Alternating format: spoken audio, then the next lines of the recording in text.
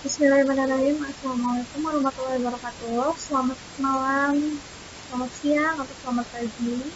Nah, di sini saya akan menjelaskan mengenai program Guru Belajar dan Berbagi seri Semangat Guru Keterampilan Non-Teknis dalam Adaptasi Teknologi sebagai program dari penimbasan dari seri ini yang telah saya ikuti. Dalam seri ini, kita akan bertemu dengan beberapa narasumber, diantaranya yaitu Bapak Adi Rizky, Bapak Edward Suhadi, Bapak Bukik Setiawan, Ibu Najwa Shihab, Ibu Pipit Kapi dan Fen Anissa, Ibu Ferlita Sari, serta Direktur Jenderal GTK Kemendikbudristek, yaitu Bapak Iwan Sahril PhD. Nah, kemudian di sini ketika kita akan mengakses seri Semangat Guru ini, kita otomatis yang pertama keterampilan 4C dalam tantangan abad ke-21, yaitu communication, critical thinking, creativity, dan collaboration. Ini ada 6 pembelajaran yang harus kita ikuti, di mana dalam pembelajaran yang pertama itu kita akan bertemu dengan resilience, tangguh dan teknologi yang disampaikan oleh Bapak Adi. Itu apa? Resiliensi itu kemampuan seseorang untuk bangkit kembali atau dalam istilah psikologinya itu melenting ketika mengalami desakan, mundur, atau bahkan kegagalan. Nah, kemampuan ini berhubungan dengan apa yang bisa dilatih dan menjadikan kita terampil, dan pada akhirnya ketika kita sudah terampil, sudah terbiasa, itu akan menjadi refleks untuk kita ketika kita mengalami desakan, mundur, atau kegagalan. Jadi kita akan otomatis untuk bangkit kembali secara tidak langsung atau secara refleks. Ini berhubungan dengan bagaimana saya menggunakan teknologi baru dalam kegiatan pembelajaran saya. Nah, dalam resiliensi ini berhubungan dengan kerangka SAMR. Kerangka SAMR yaitu tingkat kematangan seorang guru yang memanfaatkan teknologi untuk mendukung proses pembelajaran.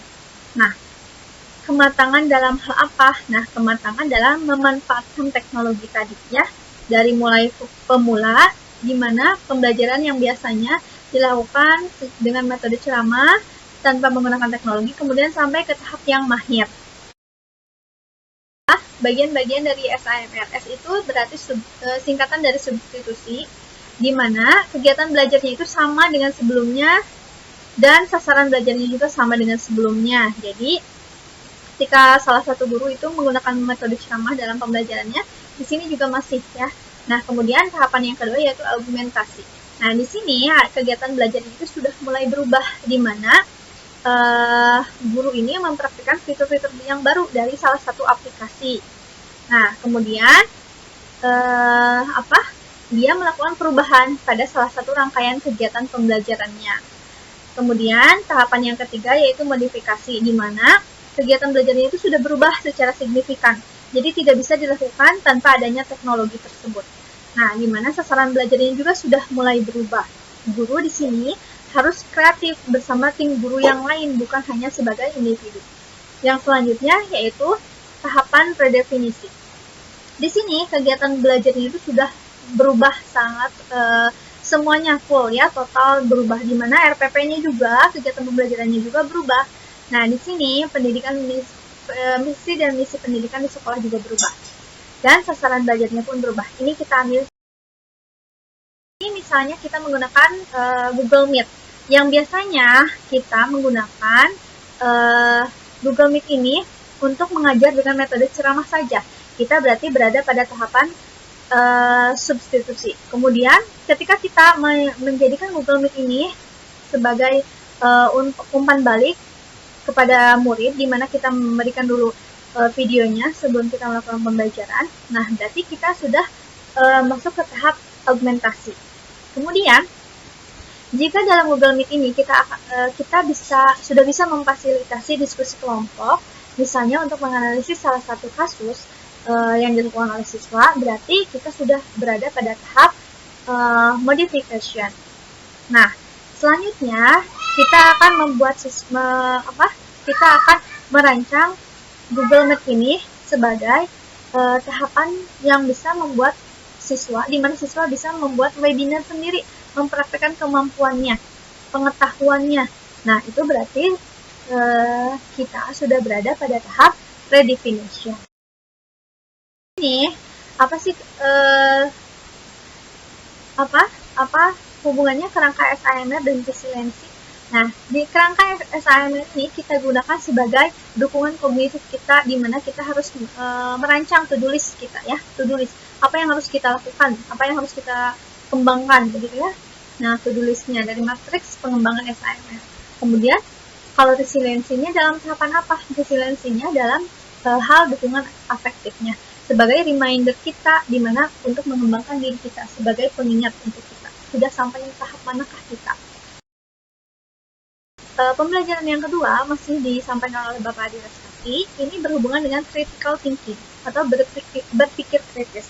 Nah, ini berhubungan dengan teknologi. Karena kita sedang berada pada seri semangat guru keterampilan non teknis dalam adaptasi teknologi. Critical thinking itu berpikir, proses berpikir atau observasi, refleksi, menalar yang disiplin, mahir dan aktif dalam membuat konsep diri, menerapkan, menganalisis, mensintesis dan atau mengevaluasi informasi atau kritik yang diambil. Pengertian ini diambil dari criticalthinking.org. Nah, di sini ketika seseorang berpikir kritis, dia melakukan refleksi, dia bernalar, berobservasi. Nah, akhirnya dia dapat mengkonsepkan, menerapkan, menganalisis, mensintesis. Jadi bukan hanya menjawabnya saja, ya. Critical thinking itu kita bersifat aktif ya, tidak hanya reaktif tapi juga aktif, di mana kita akan menghasilkan sebuah keputusan atau derajat keyakinan. Apa kita harus berpikir kritis di internet adalah megafon yang paling efektif, di mana di internet itu banyak hal-hal yang populer yang biasanya sering menang dibandingkan dengan hal-hal yang valid. Nah, di sini berpikir kritis dengan internet, di mana hal-hal atau komen-komen yang seharusnya ditolak yang berwarna putih ini mengalahkan hal-hal atau peristiwa-peristiwa yang seharusnya diterima yang berwarna hitam ini. Nah, semakin kesini karena tidak adanya cara berpikir yang kritis, banyak masyarakat yang seringkali menggunakan internet sebagai atau ketika dia menerima pesan, dia langsung memforward pesan itu tanpa memfilter terlebih dahulu, tanpa berpikir terlebih dahulu apakah informasi tersebut valid atau tidaknya. Sini semakin lama lagi, semakin terus-menerus pesan itu diteruskan, lama-kelamaan pesan yang seharusnya diterima itu semakin berkurang, bahkan bisa hilang. Terus bagaimana kalau kita berpikir kritis? Ketika kita berpikir kritis, ketika kita menerima pesan, kita akan memfilternya terlebih dahulu. Kita akan memisahkan apakah informasi ini valid, bisa diterima, atau informasi ini harus ditolak, atau harus kita abaikan. Kenapa kita harus berpikir kritis dalam menggunakan internet? Kita harus sadar dan harus hati-hati. Kita harus disiplin, mahir, dan aktif apakah informasi tersebut valid atau tidak. Kemudian, dalam mengapresiasikan berpikir kritis itu di kelas, kita biasanya menggunakan teori tingkah lakunya dari John Piaget.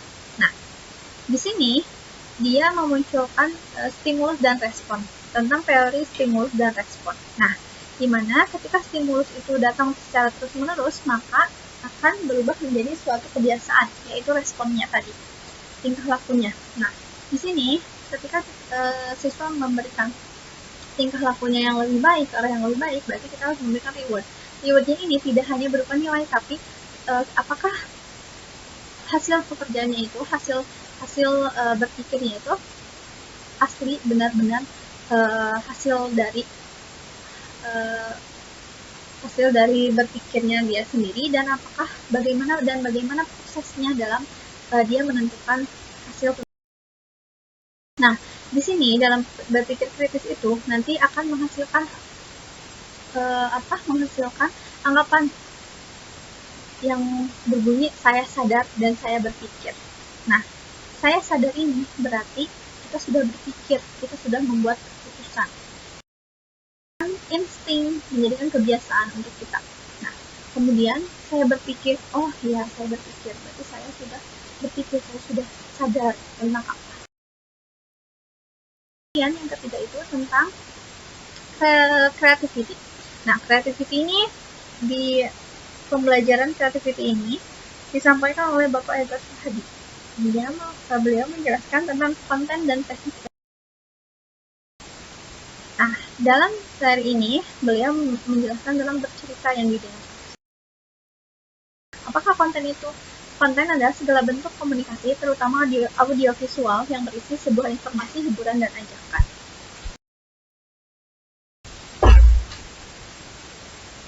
Biasanya siswa itu suka dengan cerita-cerita.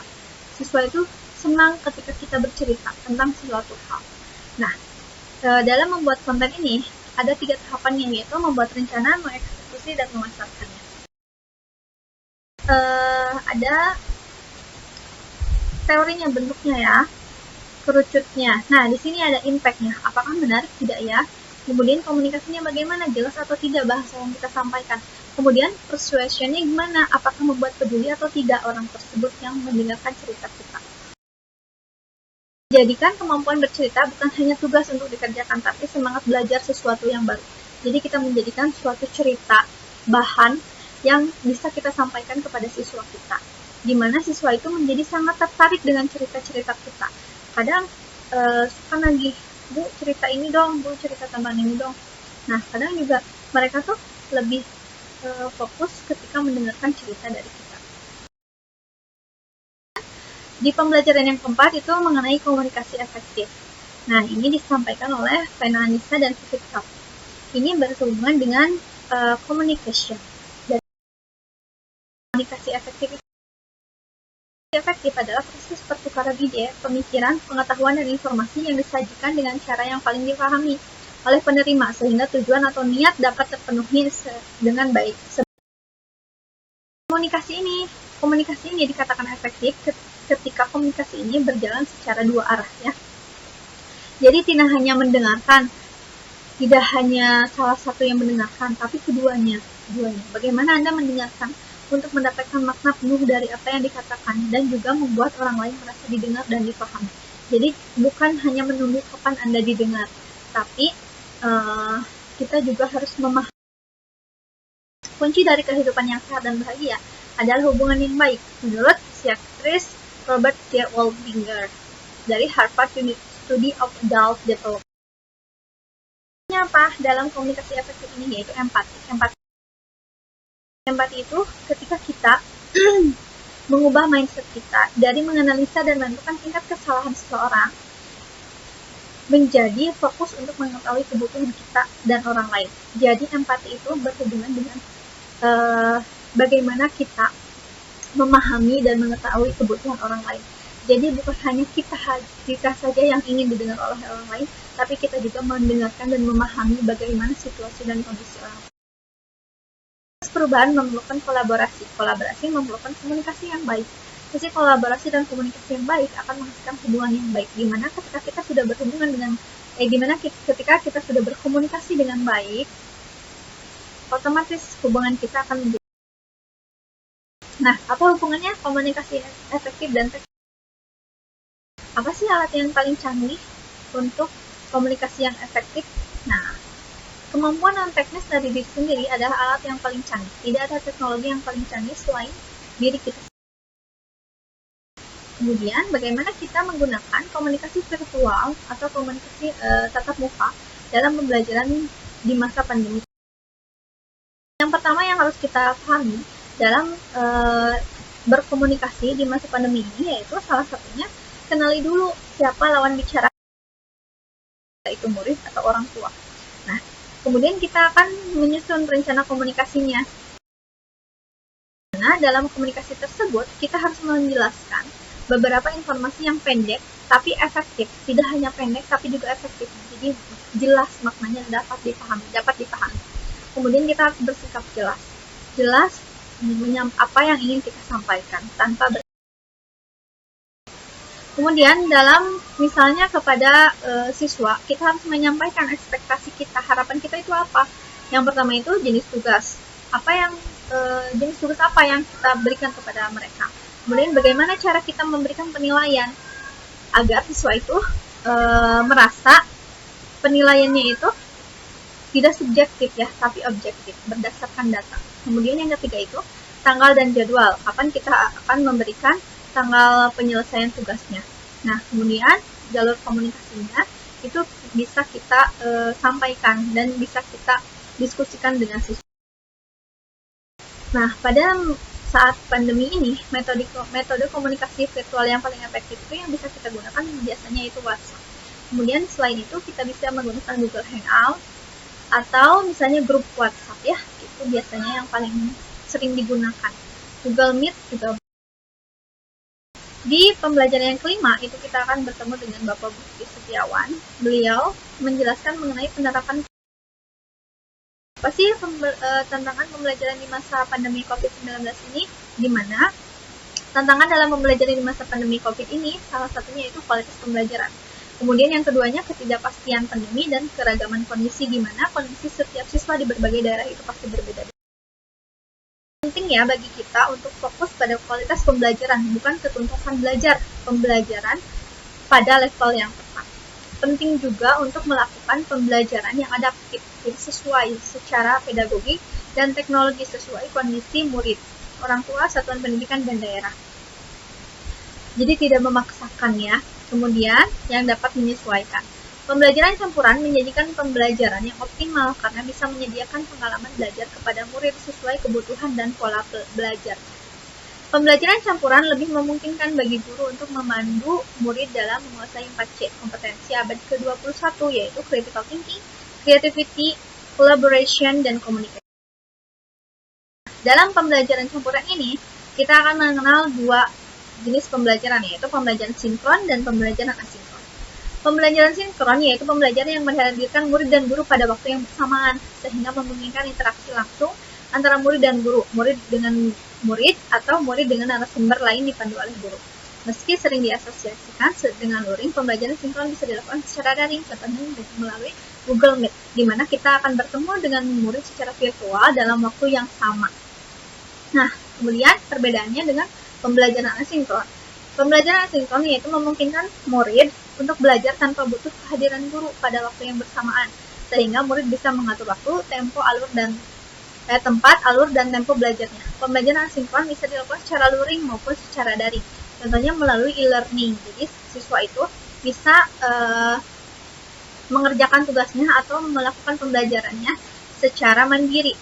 Seperti kita juga belajar di SimPKB ini, kita menentukan sendiri kapan waktunya, kapan tempatnya, dan tempo belajarnya. Apakah kita akan fokus dalam waktu 2 hari sudah selesai, atau kita akan melakukan pembelajaran setiap hari. Ini metode yang disarankan dalam pembelajaran sinkron, di mana dalam prakteknya murid menerapkan suatu prosedur dengan peralatan khusus. Sedangkan dalam pembelajaran sinkron, metode penguasaan materi ini, murid mempelajari secara mandiri. Ya, jadi sangat bergantung pada kemandirian. Nah, ini kelebihan dan dalam pembelajaran sinkron dan asinkron, di mana dalam pembelajaran sinkron waktunya itu lebih fleksibel ya, jadwalnya itu tergantung pada muridnya. Lemahnya juga, di mana pada pembelajaran asinkron murid akan merasa terisolasi, berpotensi merasa sendirian dan terasing dari lingkungan sekitar karena dia hanya belajar sendiri. Yang terakhir yaitu pembelajaran mengenai kolaborasi dan dampaknya yang disampaikan oleh Direktur Jenderal GTK Kemendikbudristek Bapak Dr. Iwan Syahril PhD. Nah, di sini beliau menyampaikan pembelajaran seri Semangat Guru ini, di mana seri ini berisi 6 pembelajaran: resilience, tangguh dan teknologi, critical thinking, creativity, communication, empowered teacher, dan collaboration. Dia menyampaikan bahwa dalam collaboration ini kita mengenal pendekatan berbasis aset dan pendekatan berbasis kita harus menjadikan pembelajaran itu berbasis pada aset atau kekuatan, di mana kita akan fokus pada aset dan kekuatan yang kita miliki. Kita akan bertanya apa yang telah berhasil kita lakukan dan bagaimana mengupayakan agar hasil lebih baik lagi. Tidak pembelajaran yang berbasis pada kekurangan atau masalah, di mana kita hanya mencari fokus ketika sudah mendapatkan suatu masalah. Beliau menyampaikan salah satu pesannya itu gotong royong memiliki nilai yang lebih dalam lagi karena ada empati dan tanggung jawab sosial bersama. Jadi dimana kita harus berkolaborasi sesama guru, kita harus berkolaborasi menjalankan atau memajukan sekolah kita dan membuat peserta didik kita menjadi lebih maju lagi. Terakhir, beliau menyampaikan pesan dari Ki Hajar Dewantara. Apapun yang dilakukan oleh seseorang itu hendaknya dapat bermanfaat bagi dirinya sendiri, bermanfaat bagi bangsanya, dan bermanfaat bagi manusia di dunia pada umumnya. Jadi seperti itu, kegiatan kolaborasi itu kita lakukan di sekolah. Tidak hanya belajar itu tidak hanya sendiri, tapi kita bisa melakukannya dengan cara berkolaborasi dengan sesama guru maupun dengan murid. Sekian pemaparan mengenai seri semangat guru dalam kompetensi adaptasi. Terima kasih. Assalamualaikum warahmatullahi wabarakatuh.